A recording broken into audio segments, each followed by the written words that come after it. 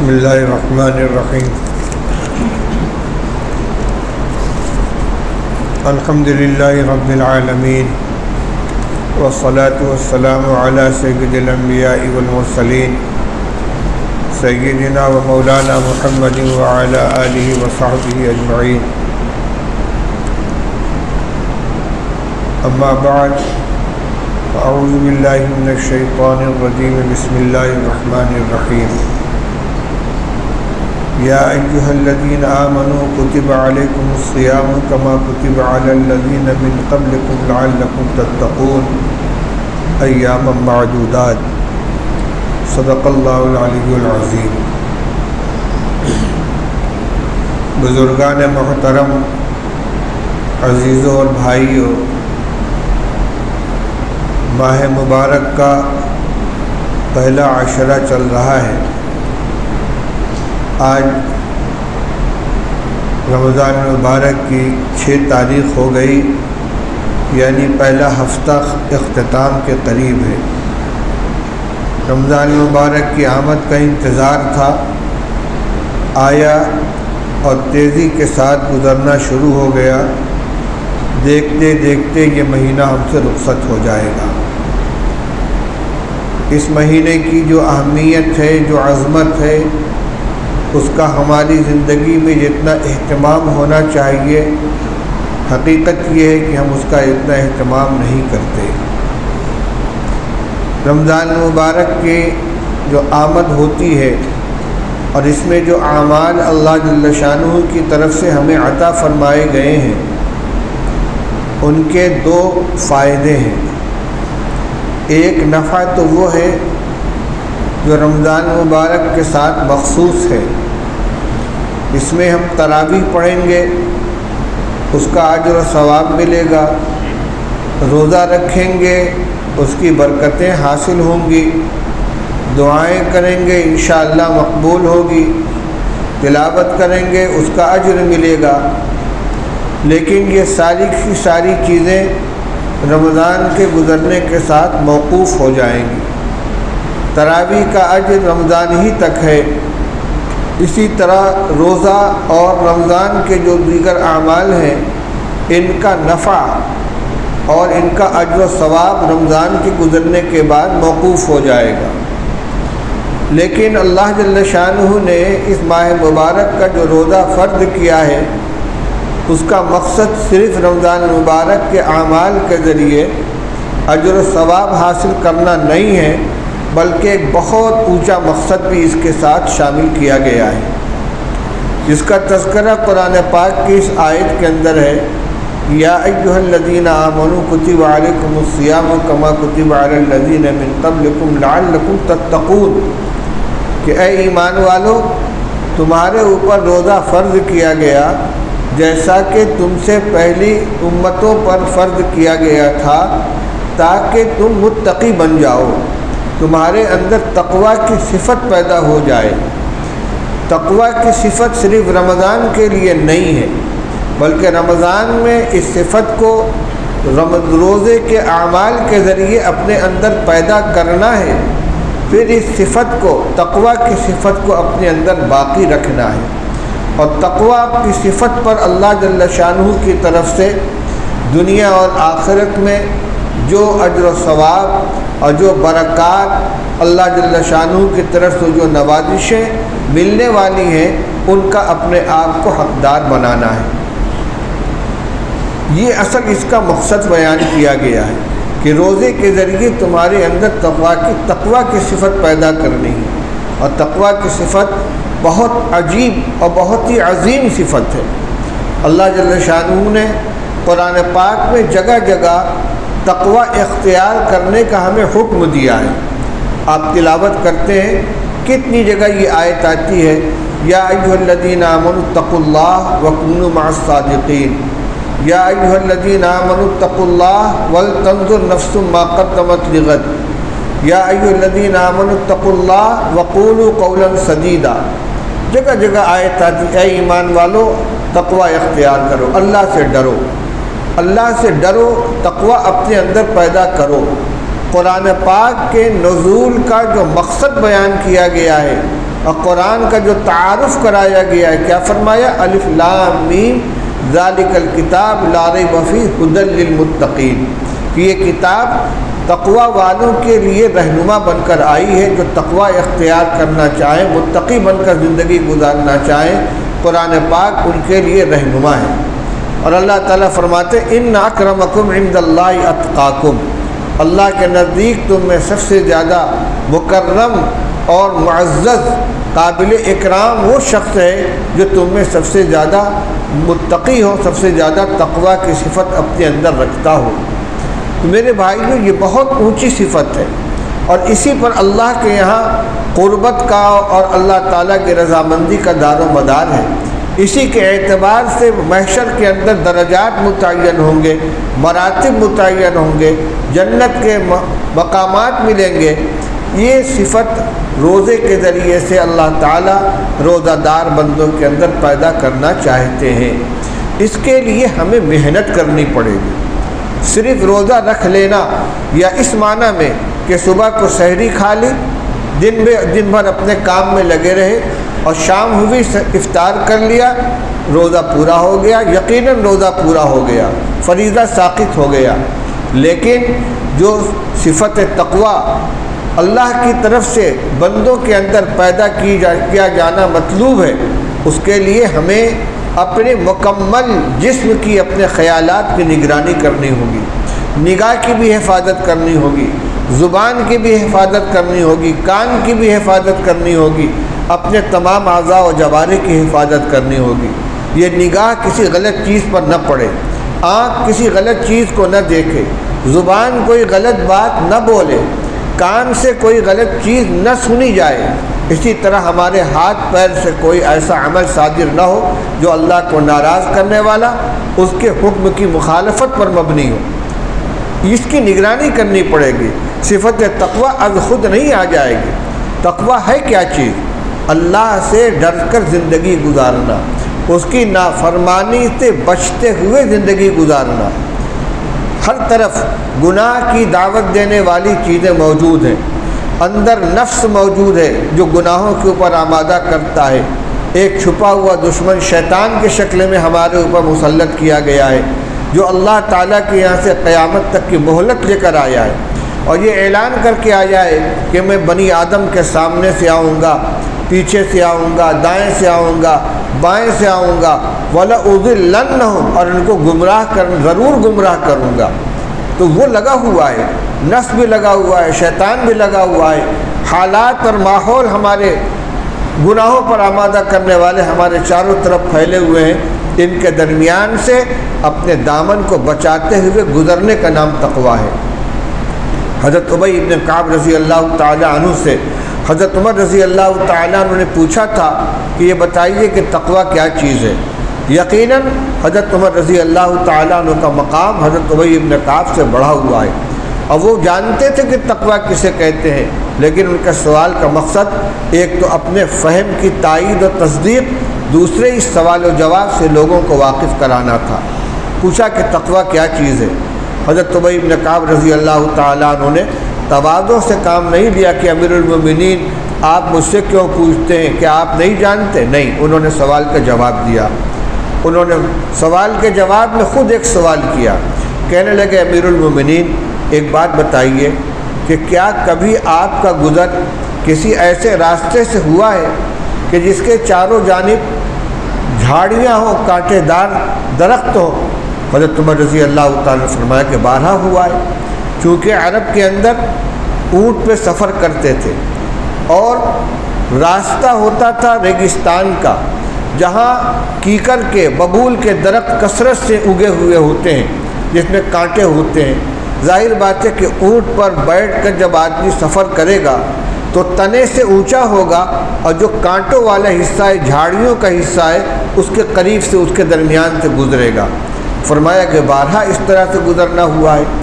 حضرت ابی ابن کعب رضی اللہ عنہ نے فرمایا کہ حضرت آپ اس جگہ سے کیسے گزرتے ہیں؟ تو فرمایا کہ اپنے کپڑوں کو اور اپنے بدن کو اچھی طرح سمیٹ لیتا ہوں، اور احتیاط کے ساتھ ان کے درمیان سے نکلتا ہوں کہ کہیں کوئی کانٹا بدن کو خراش نہ لگا دے، کوئی کانٹا کپڑے کے اندر چبھ نہ جائے۔ حضرت ابی بن کعب رضی اللہ تعالیٰ نے فرمایا یہی تقویٰ ہے، یعنی جس طریقے سے آپ کانٹے دار جھاڑیوں کے درمیان سے اپنے کپڑوں کو اور اپنے بدن کو بچاتے ہوئے گزرتے ہیں، وہ کانٹے اپنی جگہ سے نہیں ہٹیں گے، نہ آپ ان کو وہاں سے ہٹا سکتے ہیں، نہ آپ ان کو وہاں سے ختم کر سکتے ہیں، وہ اپنی جگہ موجود رہیں گے۔ آپ کا کام یہ ہے کہ آپ ان کے درمیان سے بچتے ہوئے گزریں۔ آپ رک بھی نہیں کر سکتے، آپ کو چلنا بھی پڑے گا، گزرنا بھی پڑے گا۔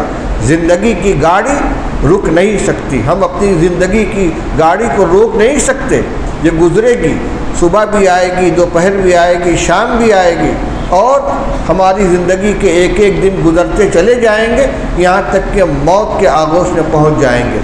زندگی کا یہ سفر جاری رہے گا، اور ہمارے چاروں جانب یہ کانٹے دار جھاڑیاں گناہوں کی، لہو و لعب کی، لذتوں کی، خواہشات کی پھیلی ہوئی ہیں۔ ہمارا کام یہ ہے کہ ان کے درمیان سے اپنے دامن کو بچاتے ہوئے گزریں، اس کی مشق کریں۔ اور یہ مشق رمضان مبارک کے اندر کیسے ہوتی ہے؟ آپ دیکھیے، انسان کہا جاتا ہے کہ خواہشات کا غلام ہے۔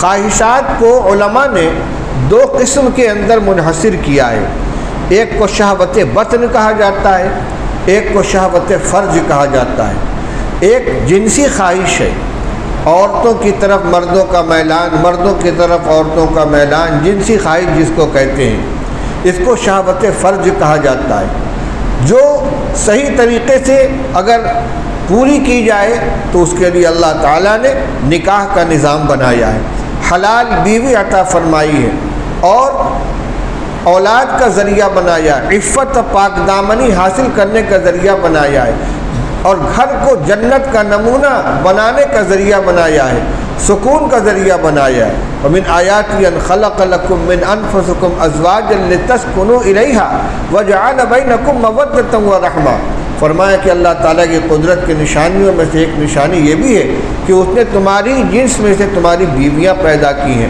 کیوں پیدا کی ہیں؟ لِتَسْكُنُوا إِلَيْهَا، تاکہ تم کو ان سے سکون ملے، وَجَعَلَ بَيْنَكُم مَّوَدَّةً وَرَحْمَةً، اور اللہ نے تمہارے درمیان آپس میں محبت اور رحمت کا جذبہ پیدا فرمایا ہے۔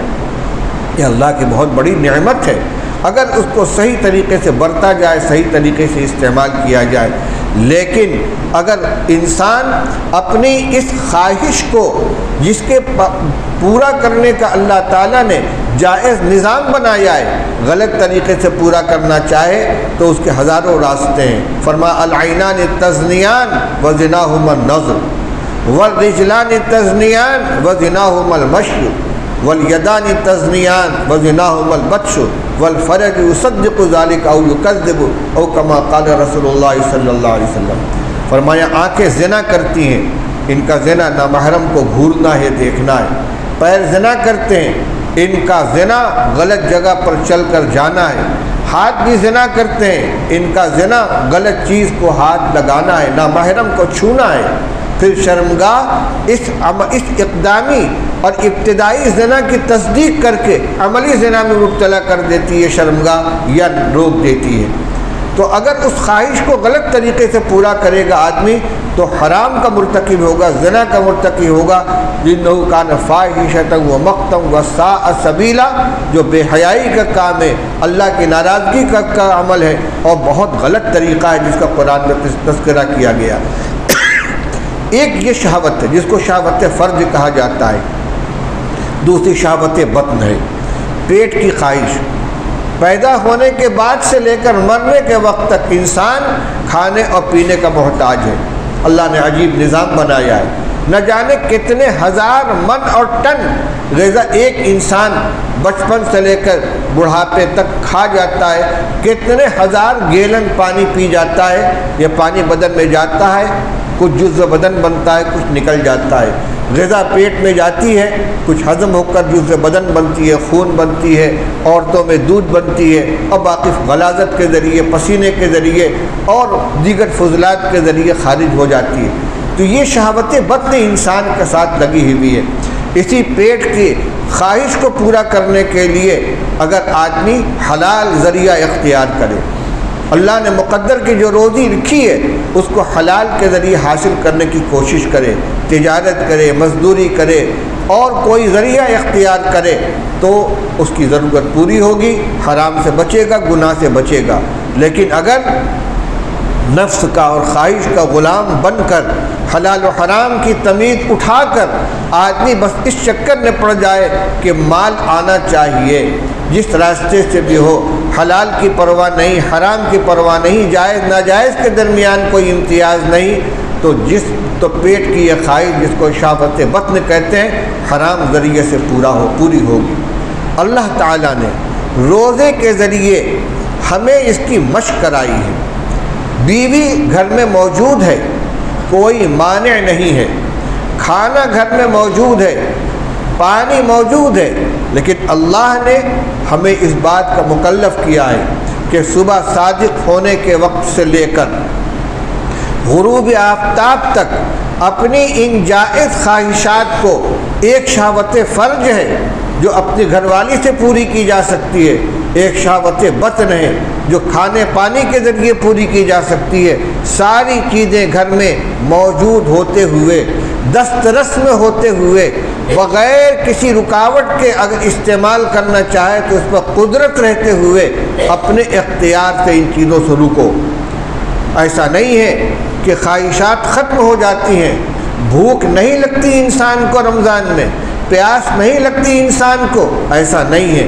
گرمی کا روزہ 14 گھنٹے کا ہوتا ہے، پیاس کا بھی تقاضا ہوتا ہے، کھانے کا بھی تقاضا ہوتا ہے، اور اگر تندرست اور جوان انسان ہے تو اپنی جو جنسی خواہش ہے وہ بھی بیدار ہوتی ہے، لیکن اپنے اختیار سے اپنے آپ پر کنٹرول کر کے، اپنے پر قابو رکھ کے آدمی اپنی شہوت بطن اور شہوت فرج دونوں کی تکمیل سے اپنے کو باز رکھتا ہے۔ کیوں؟ اس لیے کہ اللہ تعالیٰ نے عارضی طور پر صبح سے لے کر شام تک، سحری سے لے کر افطار تک ہمارے لیے ان چیزوں کے اوپر پابندی لگا دی ہے۔ اللہ کی حلال کی ہوئی چیز جو عام حالات میں جائز ہے، رمضان میں اللہ کی پابندی کی بنا پر ہر ایمان والا، ہر مسلمان اپنے اختیار سے ان کے اوپر پابندی لگا لیتا ہے۔ کوئی محتسب نہیں ہوتا، کوئی نگراں نہیں ہوتا، کوئی ٹوک ٹاک کرنے والا نہیں ہوتا، خلوت ہو یا جلوت ہو، مجمع ہو یا تنہائی ہو، آدمی گھر میں اکیلا ہو یا لوگوں کے سامنے ہو، کبھی خیال بھی نہیں آتا کہ لا چپکے سے کچھ کھا لے یا چپکے سے کچھ پی لے۔ کیوں؟ اس لیے کہ جانتا ہے کہ کوئی دیکھے نہ دیکھے اللہ دیکھ رہا ہے۔ اللہ نے منع کیا ہے ہمیں، یہ صرف کسی رسم کی تکمیل نہیں ہے، اسی تصور کو تازہ کر کے ہمیں روزہ رکھنا ہے۔ روزے کے ذریعے سے تقویٰ کی صفت انسان میں اسی طرح سے آئے گی کہ ہر وقت یہ استحضار رہے کہ اللہ نے منع کیا اس لیے ہم رک رہے ہیں، اللہ کا حکم ہے اس وجہ سے ہم اس پر عمل کر رہے ہیں۔ تو جن چیزوں سے اللہ نے روزے کے زمانے میں وقتی طور پر منع کر دیا تھا، کیا ہو گیا؟ روزے کے زمانے میں اللہ تعالیٰ اوپر کیا لاؤڈ اسپیکر چالو ہو گیا ہے، روزے کے زمانے میں جن چیزوں سے اللہ تعالیٰ نے وقتی طور سے منع کیا ہے، جب ہم ان سے رکے ہوئے ہیں تو پھر رمضان کے اندر اس کی اچھی طرح مشق ہو جائے، اور رمضان کے گزرنے کے بعد جو اسپرٹ، جو جذبہ، جو ملکہ، جو صلاحیت، جو صفت اپنے اندر روزے کے ذریعے سے حرام سے بچنے کی، منہیات سے رکنے کی، خواہشات کے غلط استعمال پر سے اپنے آپ کو روکنے کی جو صفت اپنے اندر رمضان کے روزوں کے ذریعے پیدا کی گئی ہے، 11 مہینے اس کے اوپر عمل کرنا ہے، اسی صفت سے کام لینا ہے۔ میں نے یہی بات عرض کی تھی کہ رمضان کے جو روزے آئے ہیں، ایک تو ان کا اثر وہ ہے جو رمضان کے ساتھ مخصوص ہے کہ روزہ رکھا جائے، تراویح پڑھی جائے، تلاوت کی جائے، دعائیں کی جائیں۔ یہ اعمال رمضان کے ساتھ آئے ہیں اور رمضان کے ساتھ چلے جائیں گے، جتنا عمل کریں گے اتنا اجر و ثواب ملے گا، لیکن ان کی جو برکات ہیں، ان کے جو اثرات ہیں، ان کے جو نتائج ہیں، وہ رمضان کے بعد ہماری زندگی کے اندر باقی رہنے چاہیے۔ اور وہ اسی طرح سے ہوں گے کہ روزے کو روزے کی طرح رکھا جائے۔ رسول اللہ صلی اللہ علیہ وسلم نے ارشاد فرمایا ہے رب صائم لیس لہ من صیامہ الا الظمأ ورب قائم لیس لہ من قیامہ الا السحر۔ بہت سے روزہ دار ایسے ہوتے ہیں جن کو اپنے روزے میں سے سوائے پیاس کے اور کچھ حاصل نہیں ہوتا، اور بہت سے رات کی عبادت کرنے والے جگنے والے ایسے ہوتے ہیں جن کو اپنی بیداری میں سوائے جگائی کے اور کچھ ہاتھ نہیں لگتا۔ کیوں؟ اس لیے کہ انہوں نے روزہ تو رکھا لیکن جھوٹ بھی بول رہے ہیں، غیبت بھی کر رہے ہیں، بد نظری کا بھی شکار ہیں، غلط خواہشات بھی ان کے دل میں پروان چڑھ رہی ہیں، اور جو چیزیں جن چیزوں سے عام حالات کے اندر رکنے کا حکم دیا گیا ہے جو ہمیشہ کے لیے حرام ہے، انہوں نے روزہ تو رکھا لیکن صرف کھانے پینے اور صحبت سے اپنے آپ کو روکنے کا نام روزہ سمجھ لیا، تو ان کا روزہ ہو جائے گا، فرض ادا ہو جائے گا، لیکن اس کے ذریعے جو اللہ کا قرب حاصل ہوتا ہے، جو اس پر اللہ کی رضا مرتب ہوتی ہے، وہ نہیں ہوگی۔ فرمائے ان کے حصے میں صرف بھوک پیاس آئی اور اس کا جو اثر تھا وہ ان کے اوپر مرتب نہیں ہو سکا، نہ اللہ کے یہاں ان کے روزے کا وہ مقام بنا۔ اسی طرح رات کو جاگنے کا مسئلہ ہے، تراویح کے لیے ہو، نوافل کے لیے ہو، قرآن پاک کی تلاوت کے لیے ہو، تہجد کے لیے ہو، اور خاص طور سے رمضان کے آخری عشرے میں شب بیداری میں جو انسان اعمال کرتا ہے، اگر ان آداب کی رعایت نہیں کی گئی جن کا ہمیں مکلف بنایا گیا ہے، اپنی نگاہوں کی حفاظت نہیں کی، زبان کی حفاظت نہیں کی، جاگ رہے ہیں لیکن بک بک کر رہے ہیں، غیبت ہو رہی ہے، جھوٹ بول رہے ہیں اور دیگر غلط باتوں کے اندر اپنے آپ کو مبتلا کر رکھا ہے، تو یہ جاگنا صرف جاگنے بن کر رہ جائے گا، اور اس کے ذریعے سے جو فائدہ حاصل ہونا چاہیے وہ فائدہ حاصل نہیں ہوگا۔ کیا ہو رہا ہے؟ اچھا ٹھیک ہے۔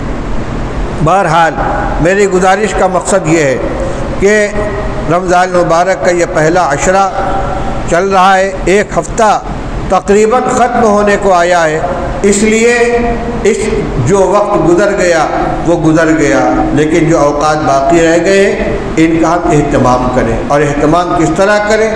روزے کو روزے کی طرح رکھیں، رات کی بیداری جس طرح ہونی چاہیے اس طرح سے کریں۔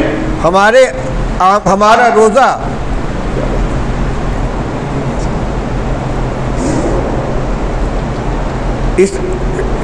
یہ ڈھیلا ہے معلوم ہوتا ہے۔ روزے کے ذریعے سے اللہ تعالیٰ جو صفت تقوی ہمارے اندر پیدا کرنا چاہتے ہیں اس صفت کو اپنے اندر پیدا کرنے کی کوشش کریں۔